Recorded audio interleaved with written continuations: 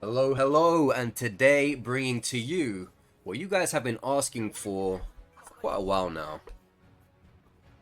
Some Twice gameplay.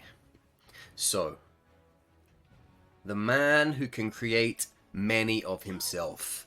Multiple man Twice. What do you guys think about him? Do you like him? I see a fair few people say that he's overpowered. I don't know if I think he is or not, but he is quite a he's quite a handful if he's allowed to get going. These matches, by the way, were recorded the other day, but yeah, I haven't had a lot of time to play as him, so I don't exactly know the full scale of how you may get the most out of him. But obviously, you know, I know how to play the game to a generally high level, so we can just sort of, you know, make do with what we have knowledge-wise of him, and you know, see what we can pull off from there. Seems to be the best way to play Twice, from my understanding, is to get as many clones as possible from the downs. So when you take people down, if you have the opportunity, you want to do what I just did to that poor Todoroki there, make a what do you call it? Make a clone of him, and you know, as many chances as you get, use the beta as well to create a clone for yourself. Look at this guy. I think he's playing Metal Gear Solid. So essentially, you want to overwhelm the opponent as Twice with as many clones as you can possibly get out, and then take advantage of that confusion with your teammates and with your alpha quirk. I know that you can lock onto people with the gamma, but truthfully, I would say it's just not worth the risk, and the damage output of getting someone with your gamma is not literally, it's just not worth the risk. You would probably be better off saving that, you know, as a means to get away or reposition or something like that. You can also damage people if you use your clone up close next to them. So if you're in a close combat situation with somebody, you can use your beta, and the beta will cause damage on release of the clone, and then of course the clone can attack on top of that as well. So that's another thing to think about.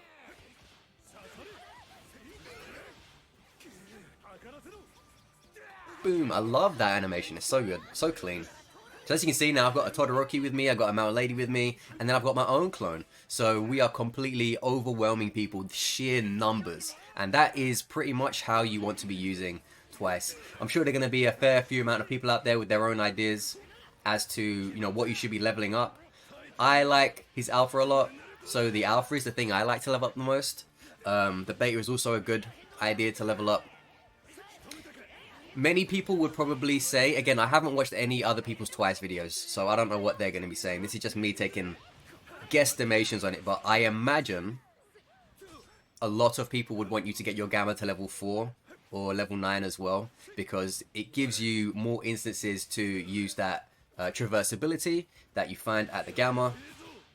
So that's another thing to think of. What I would say for that is, in this game, there are different levels of traversal ability among players.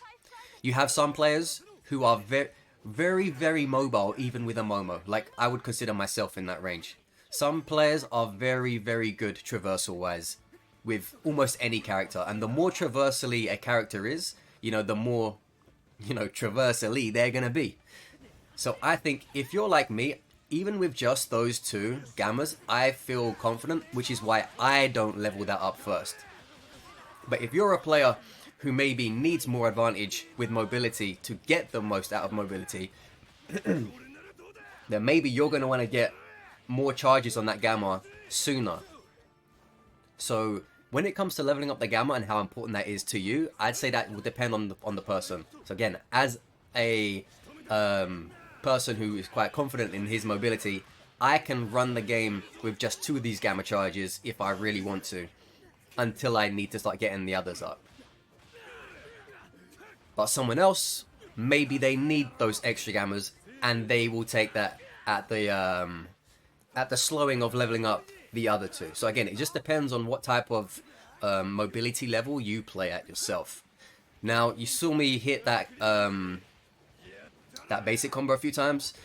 Twice might have one of the best, if not maybe the best, basic combo in the game. At least as far as landing it goes, because that basic combo has a very nice reach. It's got good speed on it.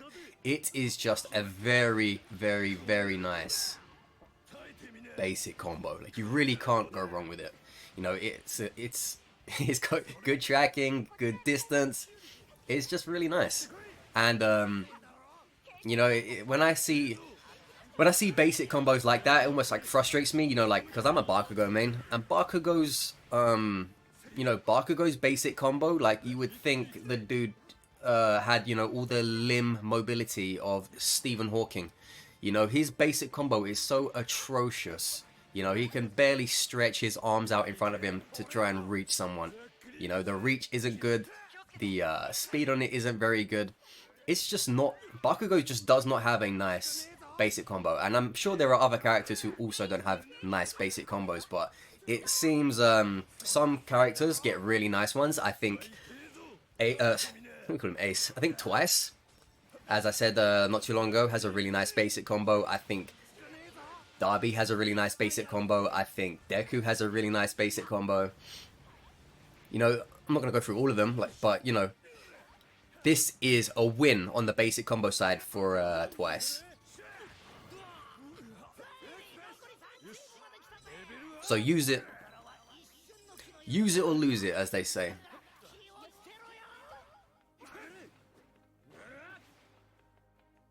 Anything else coming to mind for this guy? He has a floaty jump. So, obviously that's something to think about. You can get to places and move around in a slightly different way from people who don't have the floaty jumps. I mean, you guys know about how all of that works. I don't know what it is about his... You know what's funny? I'm a Battlefront 2 guy. And not the newest one. Or I say the newest one, but, you know, the remaster. What was I saying? Yeah. And in that game, my weapon of choice... And when I say my weapon of choice, I want to put it clearly to you guys. I have a world record in Star Wars Battlefront 2. Mostly using a character who's uses a burst rifle. So, a world record in a game as popular at the time as Star Wars Battlefront 2. A franchise as popular as Star Wars. I have a world record in a game for that. Mostly using a character with a burst rifle. Yet, in this game, I cannot aim this dude's burst knives efficiently at all. Obviously, I can hit my shots, but I don't feel confident at all. I don't feel like I'm a, you know, an aiming ace with this guy's burst knives. I think it might just be the speed or the fact that they're projectiles and not bullets. But, yeah, I don't know what it is. There are some instances, you know, some skirmishes where I'm trying to hit someone with his burst knives, and they just, I don't know, they just feel kind of weird, you know, like, again, I think it's something to do with the speed, you know, because I've had so much extensive time in a, you know, previous games with burst guns, where, you know, the burst are bullets, and they come out way quicker, and they're way closer together, in comparison to knives, which are, like, kind of floating out of you. So that's another thing to think about when you are playing Twice. You might need to sort of lead your shots a bit, and be very, aware of where exactly you're aiming and where they're moving while you're aiming and how you need to follow that.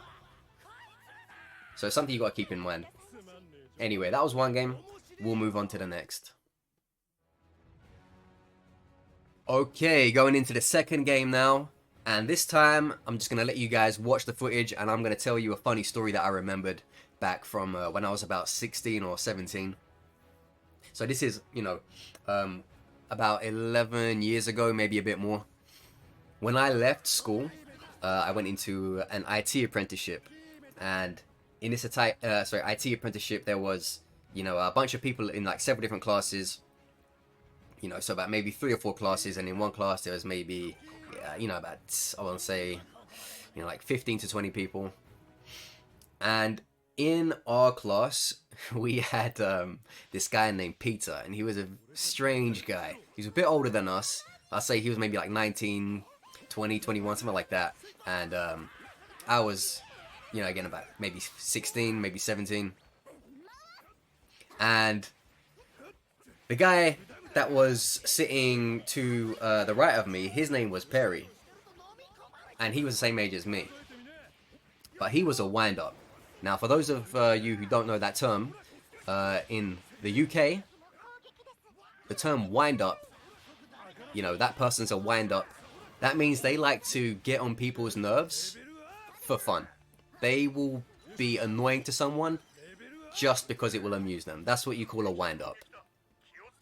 So, yeah, so like I was saying, Peter was a bit of a strange guy, and Perry was kind of an immature guy. You know, I was quite a mature 16-year-old. But you had, like, you know, the opposite. You had people who were 16 as well, but they were, you know, still mucking around. That was Perry.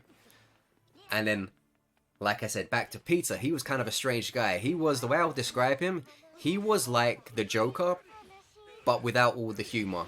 You know, he just had a very off vibe to him, you know. He would just like carry a lighter around. He would just flick the lighter up, just letting the flame go. Then he'd let it go down. Then he'd let the flame come out again. Yeah, he was just kind of like a Heath Ledger kind of guy, you know. And yeah, like that's the kind of vibe he had. He was very similar to Heath Ledger. Just a strange, very off guy. So, with that being said, about a week or two into the course, we all came in. And Peter showed up in the morning and he had a black eye. And then Perry saw that the moment he came in. And that was the first thing on his agenda to ask about. So he comes in and he says, "Peter, what happened to your face?"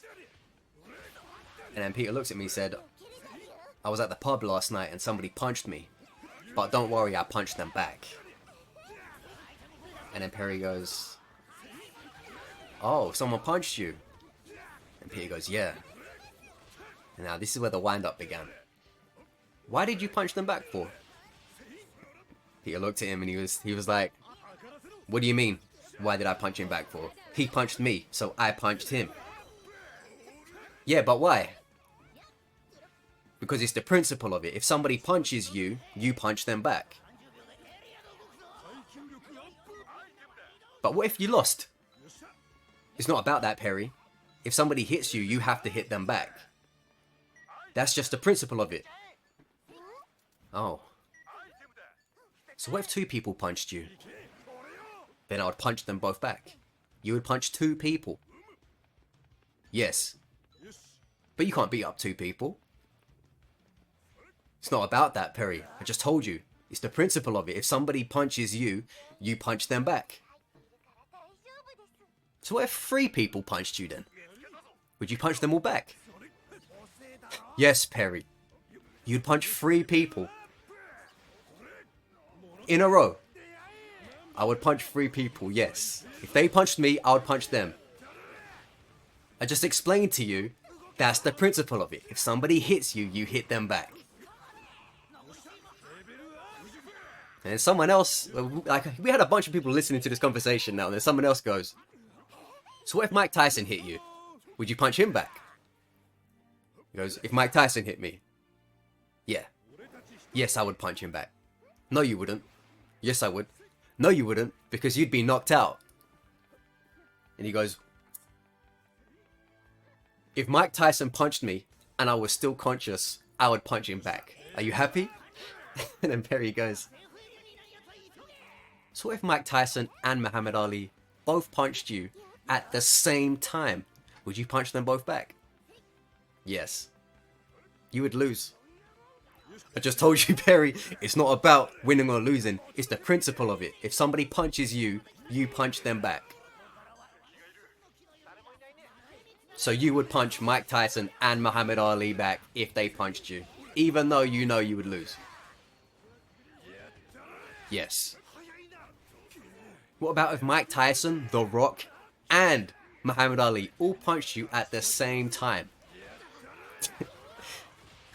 And he goes, "Perry, I've told you this so many times, I'm going to tell you for the last time. If somebody punches you, no matter who it is, you punch them back. That's the principle of it." Then it went silent for about 5 seconds. Everyone stopped talking. And that's when Perry then said, so what if your mum punched you? And Peter did not speak to us for the rest of the hour. That was the final nail in the coffin. When Perry asked that question, everyone started to laugh and look at Peter waiting for a response. He did not respond. He just went about his work for about an hour and he didn't say anything again for the rest of the hour, or maybe even 2 hours. And then that was the end of it. Like, we didn't speak about the black eye anymore that day. But it was that question that killed the entire conversation. But it was so funny. And also probably the most ridiculous conversation I've ever witnessed in my life. Or at least one of them. So yeah, that was, again, that story, again, was from maybe about 11 or 12 years ago. And I still remember it because of just how absurd it was. So, such a weird, stupid, but intriguing conversation. But, you know, looking back on it, I have to agree with Peter. You know, if somebody punches you, you have to punch them back. Like, it's just a principle. I agree with him. You know, I agreed with him the entire time I was there. Even at that age, I agreed with him. But it was just too funny that I just sat there and listened to the whole fiasco of it all. But yeah, I do agree with him. You know, if somebody hits you, you got to hit that guy back. But obviously, you know, it's not exactly... If a woman hits you, it's different, you know. But if it's a guy hitting you, you know, it's about to become a trade. But yeah, that's a funny story for you. So you got a nice match talking about Twice gameplay, and then you got another Twice match with a funny story. So hopefully you guys enjoyed that. Like, comment, sub, you know the drill. Thanks for watching. Thanks for being here as always. Yeah, Twice is a pretty cool character. I like him. I don't think he's you know, someone I would choose, but he let's pause that on Bakugo's upset face there. I don't think he's necessarily the kind of character I would choose. You guys know me. You know I like my Momo and my Bakugo too much. But he is cool. He is viable. He does have a very interesting effect on a game, on an end circle, especially if you get going with him. He's a solid pick. Good mobility, good damage, and if you know how to use the clones and make the most of them, then that is going to be a real feather in your cap as well. So there you have it. Twice. You finally got a video of me playing Twice. Hopefully you guys enjoyed it. Yeah. Not too shabby at all. Not too shabby. Does he need to be nerfed? I don't really know. You know, I don't think I've seen him enough myself because I've only just relatively come back recently. It's hard to say. You guys can tell me in the comments though. You guys have been playing with Twice and against Twice a lot longer than I have. So you guys can let me know. Do you think he needs to be nerfed? Do you think he's good where he is? Do you think he needs to be buffed? I don't know. You tell me. What do you believe? I don't think he needs to be buffed from what I played. From what I played, he seems like he don't need to be any stronger. Whether that means he needs to be worse, I don't know. But he doesn't seem like he needs to be any stronger. So I think probably that's off the table. But yeah, neat little character. And yeah, I like him. But what do you guys think? Let me know. Thanks for watching.